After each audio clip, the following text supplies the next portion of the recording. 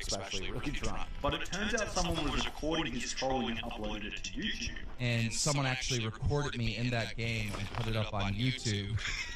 And I had no idea that I was on YouTube or anything, but like the next day I get on Xbox Live and my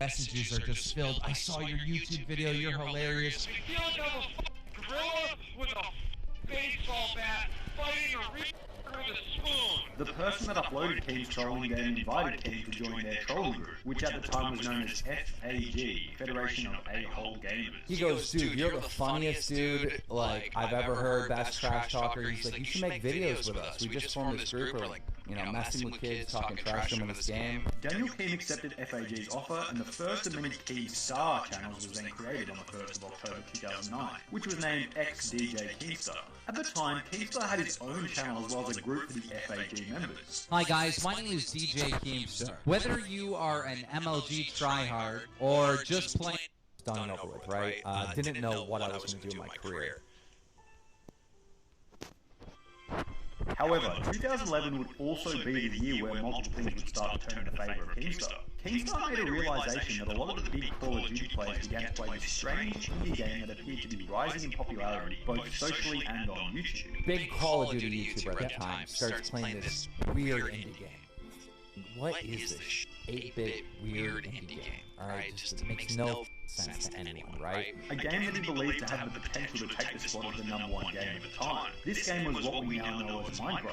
Oh my god, oh my god, oh my god! However, Keemstar noticed one main issue with this Minecraft game. It was only available on computer, and there were hundreds of thousands of people wanting to play it on console. Minecraft on a console. And that's an awesome idea, and if someone could do it and do it right, it would be amazing. I would play it pretty much every day. It was around the same time that Keemstar started to get notified of a Minecraft ripoff that was coming to Xbox by the name of Fortresscraft. The stars just seemed to align with Keemstar did. Thousands of kids wanting to play Minecraft, they all have consoles. There was an amazing opportunity here and Keemstar wanted to get in on it. Get me in contact with this dude. So I got in contact with that dude. Keemstar then got in contact with the creator of the game and offered to promote the game in exchange for a cut of the company. The owner of the game was reluctant at first, so Keemstar had to do something in order to show the owner that he could really make things work with this game. I go, okay, I'm going to promote this game for 24 hours. I fired up and I'm just going to prove to you what I can do. Keemstar had all of his fans spam every YouTuber and gaming website in order to let everyone know that this Minecraft for Xbox game was coming out. Like, oh, this game is coming, Minecraft clone is coming, da-da-da-da.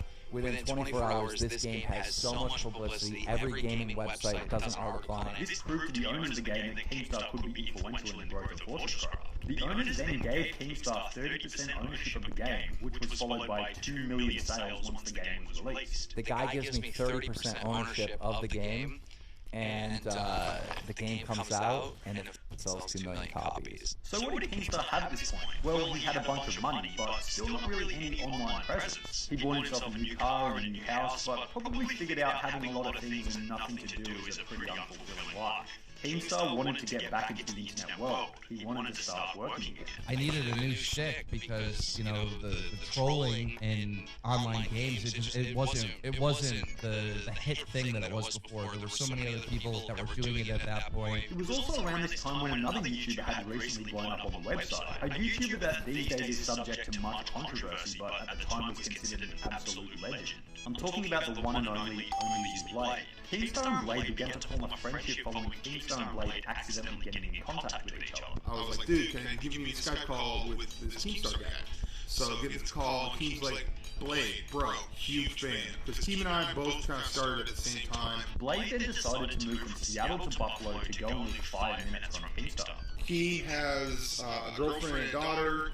He can't move. I had no restraints, so I moved from Seattle to Buffalo and got a house about 5 minutes away from Keem. Blade and Keemstar then began doing the Bad Kid podcast, which was very popular and blew up. However, Keemstar was blacklisted from YouTube, so the channels kept getting deleted over and over again. Started a podcast with one of my friends called The Bad Kid Show. That blew up, but the channels kept getting deleted and shut down and shut down and shut down. So we make new channels and just keep doing the podcast, right? Keemstar and Only Blade then began getting really addicted to the show Newsroom while living close to each other in mid-2012. Got addicted to this show called Newsroom on HBO. Like addicted. Like I was in that world. Newsroom was a political drama series on HBO that ran from 2012 to 2014. The show was based on a fictional newsroom covering politics. Keemstar got so into the show that he started to realise that an idea like this might actually be able to work on YouTube. There was the occasional beef going on between people, but very few people reporting on it or even mentioning it. So Keemstar would go on Twitter and jokingly report on the beef between YouTubers and me. When people started like fighting back and forth in the COD community at the time, on Twitter, I would like shoutcast it. I would say, you know, so-and-so said this about so-and-so. Hashtag drama alert. Then the idea of drama alert in video format began to crystallize for Keemstar. And then one day, beef broke out between a guy called White Boy 7th Street and Blame Truth. And I said, I'm going to make a video and I'm going to read the tweets back and forth and make it in an organized manner where people can understand exactly what took place. So that's when Keemstar and Blade came up with the official idea of drama alert. I remember being in Buffalo watching Newsroom with Keem, and that's where I think it's we, came up with the whole concept of drama alert. And then obviously it took off from there. The first drama alert video was then uploaded in what Keem says to be early 2012. What year would that be? Early 2012. Yeah. However, Newsroom didn't get released until June 2012, and Keemstar stated in the No Jumper interview that it was actually 2013. So we'll go with 2013. What year was this? This was like 2013, I think. The very first drama alert video was based on some drama going on between two Call of Duty YouTubers, Blame Truth and White Boy 7th Street. And I decided to make a video once on these two YouTubers that were fighting Blame Truth and a guy called White Boy 7th Street. And when that video took off the way it did on a channel that was just brand new that I just started, that's when I knew that holy shit, I was onto something, and I went on to create drama alert. This video exploded, getting 100,000 views in the first 24 hours on a brand new channel. I got 100,000 views on a brand new channel. Jeez. 24 hours. Following this, the channel got 30,000 subscribers in the first 30 days, with every single video having over 100,000 views. This rare screenshot of Drama Alert from the 4th of January 2013, approximately 16 days after the creation of the channel on the 19th of December 2012, shows the channel already having 593,000 views and 24,500 subscribers. There's very few channels that can boast that many views and subs only 2 weeks after starting. However, we can't forget, Keemstar was still blacklisted on YouTube. He wasn't allowed to make a channel without it being banned. So from late 2012 all the way up until early 2014, Keemstar had 4 different drama alert channels that all got banned after hitting 100,000 subscribers. In 2014, I had 4 channels get over 100,000 subscribers, so they shut down. It was only when Keemstar created the now huge drama alert channel on the 15th of June 2014 that Keemstar finally figured out a way to get around him getting banned every single time he started a new channel. Eventually, I teamed up with Freedom, you guys know them, right? Yep. And they went to YouTube and figured out a solution where I could just be on the channel, but technically not own it because it's not my name. so Keemstar finally had the ability to grow a channel without the risk of being banned. He was like a dog off a leash in an open field. But giving Keemstar free speech would also come with its own set of problems and controversies, as might be predicted from his line of reporting.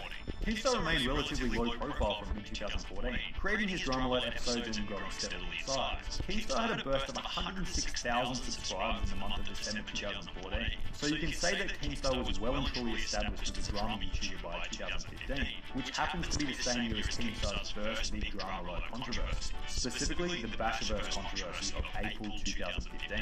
Now, Keemstar states that he thinks the best story he believes to have ever covered is the Basherverse story, as it was never-ending and became so elaborate and ended up having a global reach. I would say that the best story that I ever covered was the Basherverse story, because it was never ending. The story just kept going and going and going and going, and it became so elaborate. However, many people in the YouTube community criticised Keemstar for belittling Basher, destroying his YouTube career and basically driving him off the internet. You've got to make videos every day. For the last 6 months, you haven't done shit. You just gave up. You let Jarrett or Garrett or whoever calling you a pedo win. You let them win, and you can't do that. However, it creates the age-old argument that Basher shouldn't have been doing the things that got him on Drama Alert in the first place. So it's hard to blame Keem, but it's just another stupid thing to endlessly argue about. I'll let you draw your own conclusion. And Keemstar just keeps freaking...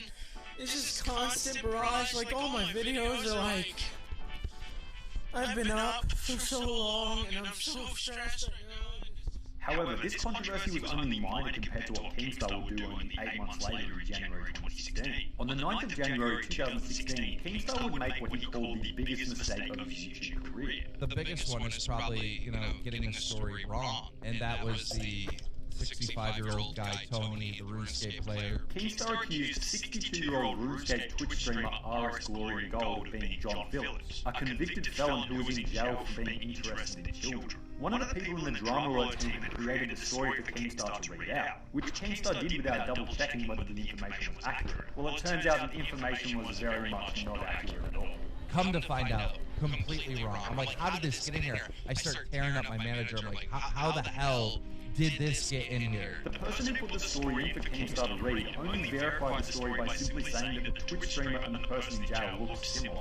He goes, yeah, we verified it by matching the faces. They were looking at a picture of this guy that was arrested for being a pedophile and looking at this dude's stream, and they're like, yep, looks like the same guy, good enough. Did you hire 4chan? Obviously, the 62-year-old RuneScape streamer was devastated by the allegations, as people were coming into his stream accusing him of something that he clearly didn't do. I know who and what I am, and my real friends know who and what I am. They stuck by me. Thank you very much for everything. Keemstar tried to make up for the allegations by offering the streamer $20,000 cash, but the streamer refused to take the money and just wanted his stream to be shouted out. They're like, look, we just want you to be Tony's friend. And then I quickly started to understand that by being Tony's friend, it meant that you have to shout out his stream. However, months after the incident, after all the hype had died down, the streamer expected Keemstar to continue to shout him out. And Keemstar was in a tough position because it was hard to refuse, considering Keem had put him in such a bad position to begin with. So then he starts hitting me up, right? And it's like a lot of guilt trip, like, hey man, can you shout me out? And how am I supposed to say no? I can't say no. So I start shouting him out. After shouting the streamer out over 50 times, Keemstar got very sick of shouting him out and stopped, at which point the 62-year-old streamer started saying that Keemstar had ruined his life and career from the initial allegations. Eventually, as you might guess, Keemstar got pretty sick of having to be a crotch to the streamer who was accidentally accused, as even 1 year later the streamer was still talking about how Keemstar ruined things for him. To this day, there's been continual beef between the streamer, RS Glory and Gold, and Keemstar. Ironically, Keemstar was then removed off the YouTube blacklist only 1 month later in February 2016. Kind of interesting that this would be the month to be removed off the blacklist considering the massive mistake 1 month previously. The infamous Keemstar content clock by iDubbbz was then created on the 5th of May 2016, where iDubbbz criticised the actions of Keemstar in various different ways, both past and present. On his Twitter, he will constantly allude to people being guilty or innocent or not guilty, depending on whether they go onto his show or not. This video absolutely exploded, having 30 million views at the present time. Keemstar stated that he thought the video was funny, and he's also said that it's been an advantage over time, as he lost subs when it first came out, but then started gaining subs after. I sweat it for that first hour because I was losing subs, but then when I started gaining subs, I was like, whatever. We're going to fast forward a little bit here to 2018, because most of the stuff that happened between 2016 and 2018 is just standard kind of Keemstar doing thing. In early 2018, however, Keemstar had another brilliant gaming business idea, similar in style to his original Fortress Craft deal. Keemstar discovered that there was a hole in the market for a competitive scene on the incredibly popular game Fortnite. Keemstar, like his mindframe with Fortress Craft, saw that there was millions of kids wanting to watch competitive Fortnite, but no one actually hosting it. So for this reason, Keemstar began hosting what he called Fortnite Friday in May 2018. The best Fortnite players would go up against each other to see who could get the most kills over the space of a few games, with the winners getting $20,000, usually split between two people. This was hosted every single Friday for 10 weeks in the beginning, getting around 600,000 views per stream.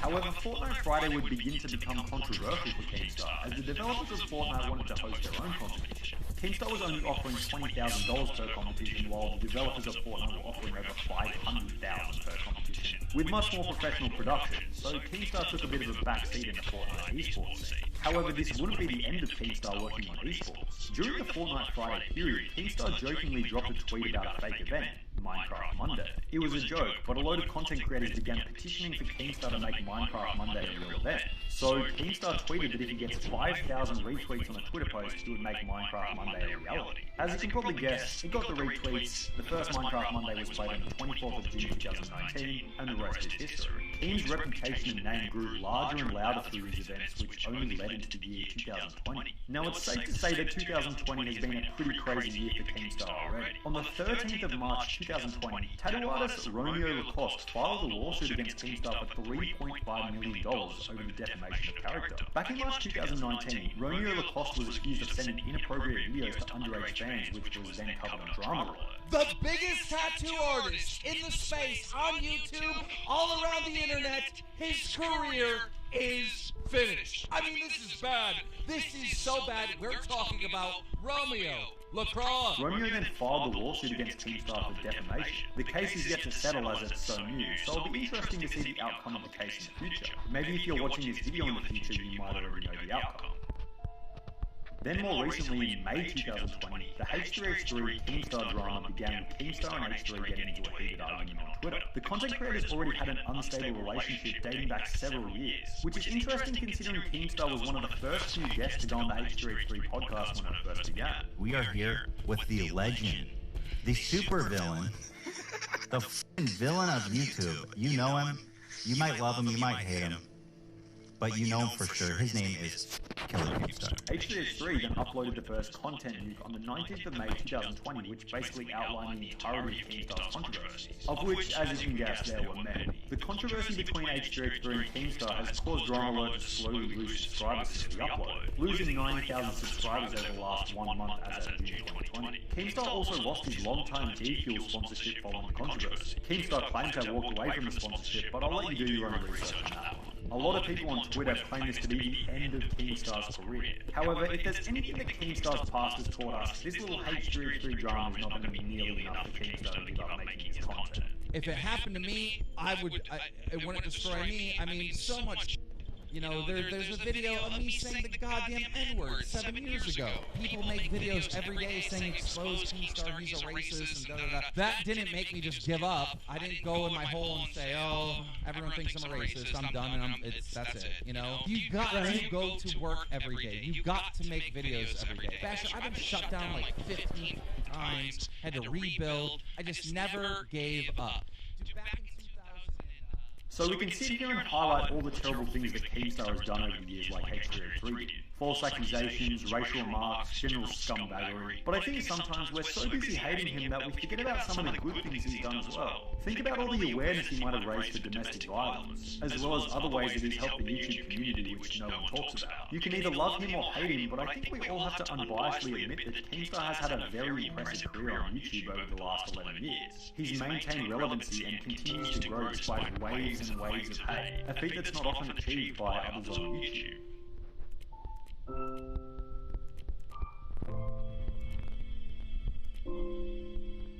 That's going to be all for this video though, guys. If you guys could like and subscribe, I'd appreciate the hell out of that. But other than that, I'll see you guys in the next one. Take it easy.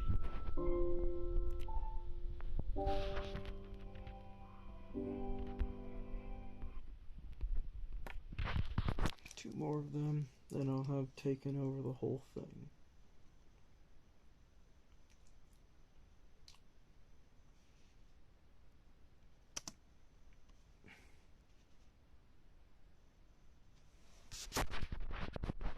The next one is 2B2T, the oldest anarchy server in Minecraft has been. Nope. How far does the Northern Highway, the Minecraft highway you're looking at right now, in the past 10 years of Minecraft's history? Anyone that's familiar with the oldest anarchy? No. In this video, we'll cover the entire history of.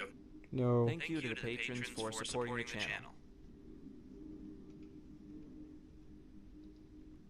The Five Nights at Freddy's story is full of horrific, sorrowful. In the aftermath of the events of Freddy Fazbear's Pizza. Hello everybody and welcome back. Hello everybody. How many times? Hello everybody and welcome. Wow, I am very late with this. Hello everybody and before this video begins. Wow, I am very late with. Hello everybody. Wow, I am very late with these three. As a result, my idea for Rockstar Bonnie's Haywires combines elements of Springtrap and Toy Bonnie's Haywires, whilst also tweaking them to make them slightly more unique. When Rockstar Bonnie Haywires, you must always stare at him, regardless of his eye color. However, if his eyes turn red, then you must equip the Freddy mask until the haywire ends. When Rockstar Bonnie finally decloaks during a charge, the shocker must be used to deactivate him. The next character that I would like to discuss is Helpy. Originally, I intended for Helpy to just be a distraction included in Music Man's mechanics, since his small size may make it difficult for him to stand as his own character. However, during Dorko's interview with Kieran, the CEO of Illumix, Helpy was actually confirmed for special delivery, along with Funtime Foxy and the Glamric animatronics. Even though I will not be discussing ideas for the Glamrics, since Security Breach has yet to be released, I have now decided to come up with mechanics for Helpy as well. As I previously mentioned, due to Helpy's small size, I struggled to see him standing on his own as a new character. However, since I was able to come up with ideas for Bonbon and Bonnet in Part 1, then I should certainly be able to come up with ideas for Helpy as well. Ultimately, I came up with a really interesting mechanic for him, which is yet another idea that involves a mixed reality environment. Upon deciding to confront Helpy, you will be transported to an abandoned Fazbear Entertainment warehouse, filled with run-down attractions from Pizzeria Simulator. Instead of fighting Helpy, you must complete one of 3 available minigames in order to win the encounter. The available minigames will include the discount ball pit, the carnival hoops, and the riding rockets, each of which will function identically to their forms in Pizzeria Simulator's mobile version. For the discount ball pit, you need to score at least 600 points in 5 rounds. For the carnival hoops, you must score 20 hoops within 30 seconds. And for the riding rockets, you must survive 3 rounds of pizza wheels. Failure to complete the chosen objective will result in a jump scare. However, completing the chosen objective will cause Helpy to jump up and down in excitement and the encounter will end. Also, I think that it would be hilarious if Helpy's lawyer attire or any of his costumes from Help Wanted were included as skins for him.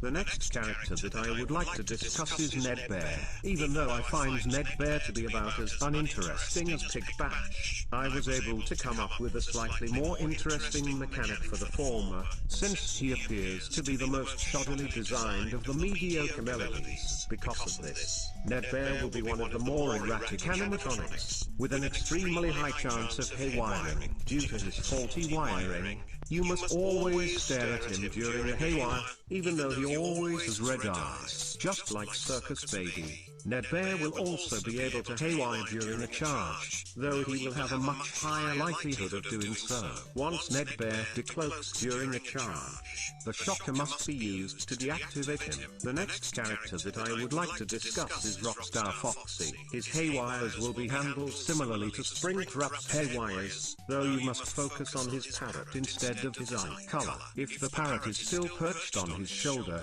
then you must stare at him. However, if the parrot is is missing, then you have only a few seconds to find and pick it up. The parrot will also function similarly to Ballora's mini arenas, as it will occasionally block your screen until you shake it away. Finally, like most of the Pizzeria Simulator characters, my idea for Rockstar Foxy will also involve some of his mechanics from Ultimate Custom Night. On somewhat rare occasions, Rockstar Foxy's parrot may appear on the floor, outside of a haywire. Concerning its rarity, I would say that it would be as rare as the distorted Freddy pose to one of the more common Easter eggs in the first game. If the parrot appears on the floor, then you can either tap on it as if it were the result of a haywire, or give it a shock. Choosing the latter option will summon Rockstar Foxy, who has an equal chance of either helping you or attacking you, though the latter will be preceded by a warning, just like in Ultimate Custom Night. Yeah, you win some, you lose some.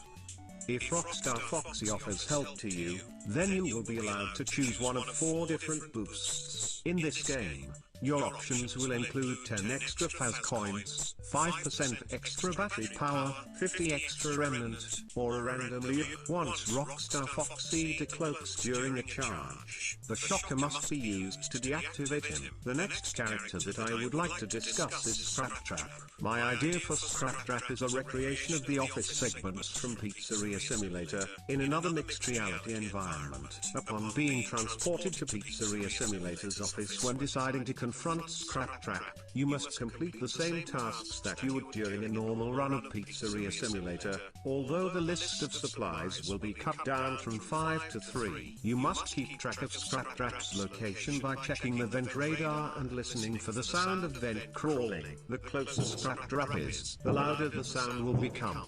If you see Scraptrap climbing towards you through one of the 2 vents on either side of you, then you must give him a shock in order to send him backwards. Completing all of your tasks will actually unlock a hidden vent in the ceiling, which Scraptrap will immediately drop through into your office. At that moment, you will have only 1 second to quickly shock Scraptrap before he attacks you. Failure to shock Scraptrap in time will result in a jump scare, while shocking him will result in a win, ending the encounter. The next character that I would like to discuss is Biddy Bab, involving yet another mixed reality environment. My idea for Biddy Bab is a recreation of Mangle's vent repair from Help Wanted. I did consider a recreation of the Under the Desk section from Sister Location, but I felt that it would be too simple and unengaging for augmented reality. Anyway, upon deciding to confront Biddy Bab, you will be transported to a ventilation system that you must perform maintenance within,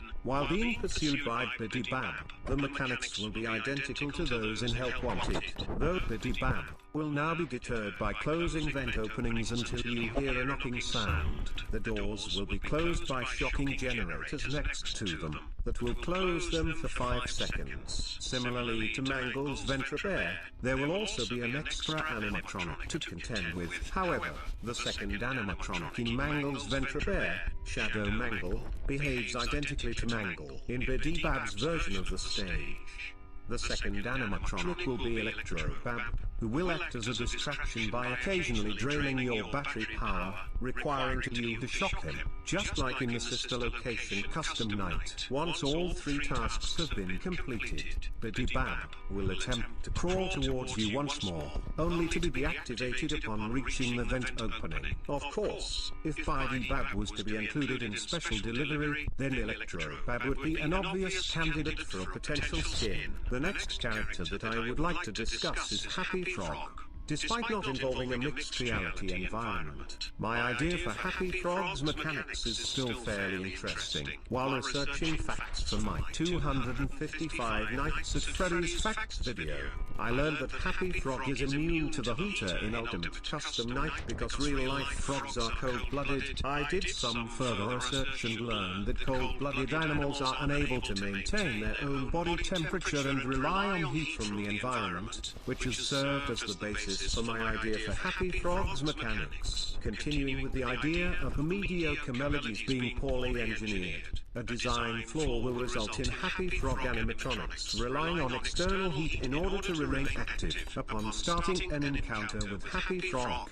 there will be 3 heaters included within your environment. In order to decrease the temperature to defeat Happy Frog, you must shock each of the heaters for a few seconds, overloading and deactivating them. Once all 3 heaters have been deactivated, the temperature will quickly decrease, as evidenced by a thermometer included in your hut. The temperature begins at 60 degrees Fahrenheit, much like previous games, but must drop to below 32 degrees Fahrenheit, the lowest temperature that a frog can survive in. The temperature will roughly take 1 minute and 30 seconds to reach 32 degrees Fahrenheit, and during that time, you must contend with the screen constantly freezing, as well as Happy Frog's haywires and attempts to restart the heaters. The ice is thawed by shaking the screen. Happy Frog's haywires are dealt with by looking away, and she must be shocked when attempting to restart the heaters. When the temperature finally drops below 32 degrees Fahrenheit, Happy Frog will decloak and attempt to charge at you, only to be frozen in her tracks.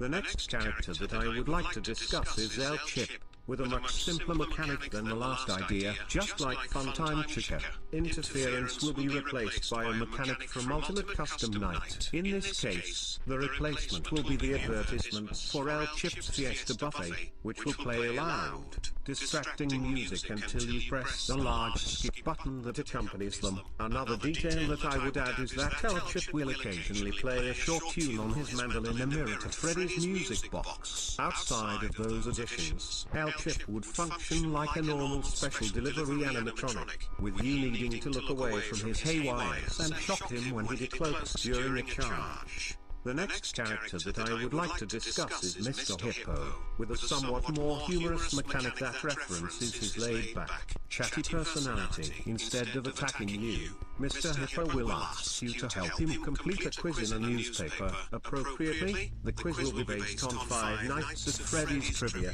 with 10 multiple-choice questions. In order to succeed, you must get at least 7 correct answers, as a mild reference to the Build-A-Mangle stage from Curse of Threadbare. Just like in that stage, failure to score at least 70% will result in a jump scare, while scoring at least 70% will net you a win. Of course, should you die to Mr. Hippo, you will be subjected to a long, droning monologue about Mr. Hippo's daily life. However, unlike in Ultimate Custom Night, there will be an option to skip the diatribe, even though my idea for Mr. Hippo's mechanics does not involve a mixed reality environment. His CPU would still be exclusive to him and any potential skins for him, due to new animations being required, just like with my idea for Candy Cadet. The next character that I would like to discuss is who would be the final character of this video, Glitch Trap. Originally, I did not plan on coming up with ideas for Glitch Trap,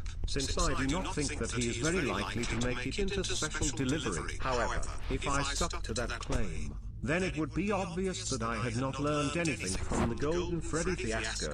To be honest, Glitch Trap was one of the more confusing characters to create a mechanic for, since he is a completely digital entity, and it is unclear if the in-universe scenarios of special delivery take place in reality or actually on mobile phones. However, I did ultimately manage to concoct a very interesting mechanic that can work regardless of the game's actual setting. In order to summon Glitch Trap, you must defeat 16 Springtrap animatronics, symbolic of gathering the 16 tapes in Help Wanted. Upon defeating the 16th Springtrap, the animatronic will twitch and convulse violently until his eyes turn purple and the screen is taken over by harsh, purple static. After a few seconds, the screen will return to normal, but Glitch Trap will appear a few feet away from you and quickly inch his way towards, intent on taking control of your mind. In order to prevent this, you must shock a nearby music box for 5 seconds to activate it, and you must flip 5 switches. If you are unsuccessful, then the screen will be covered with harsh, purple static, before eventually fading into the game over screen. However,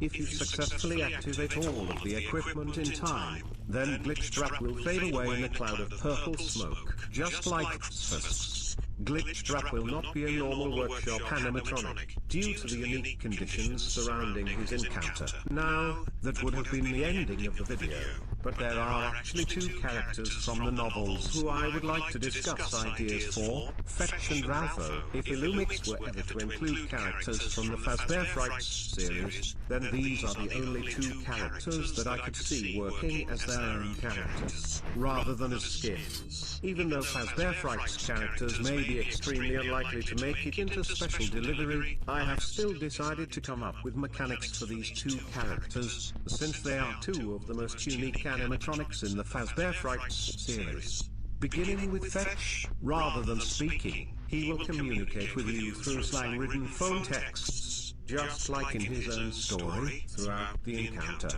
he will attempt to sabotage your equipment in various ways, such as draining 10% of your battery power, covering the screen with intense interference, or activating the flashlight or shocker at random. His haywires will be handled similarly to Springtrap's haywires, with you needing to stare at him with white eyes and look away from him with red eyes. However, unlike Springtrap, he can only perform one haywire at a time. When Fetch decloaks during a charge, the shocker must be used to deactivate him. Finally, let's discuss the last animatronic of this video, Ralpho. This was one of the more interesting cases, since it is unclear if Ralpho is even an animatronic or just a person wearing a costume. Another inconsistency to deal with was his size, since his own story Bunny Call describes him as a human-sized animatronic, while the front cover depicts him as toy-sized. Ultimately, my idea for Ralpho's mechanics is based upon the assumption that he is indeed an animatronic,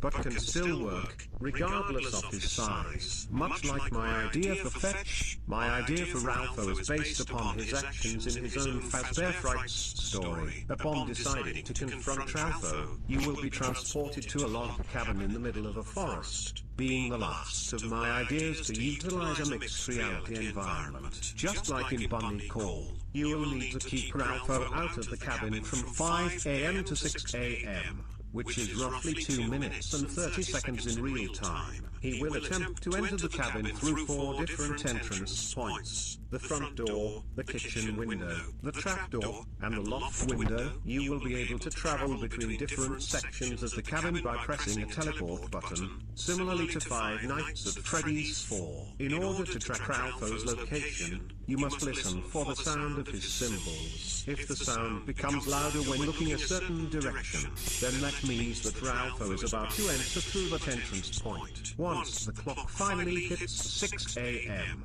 the shocker will become available to use. Ralpho will make one final attempt to enter the cabin and you must use the shocker to deactivate him. And with that said, that will conclude part 2 of ideas for special delivering mechanics. Thank you for watching this video.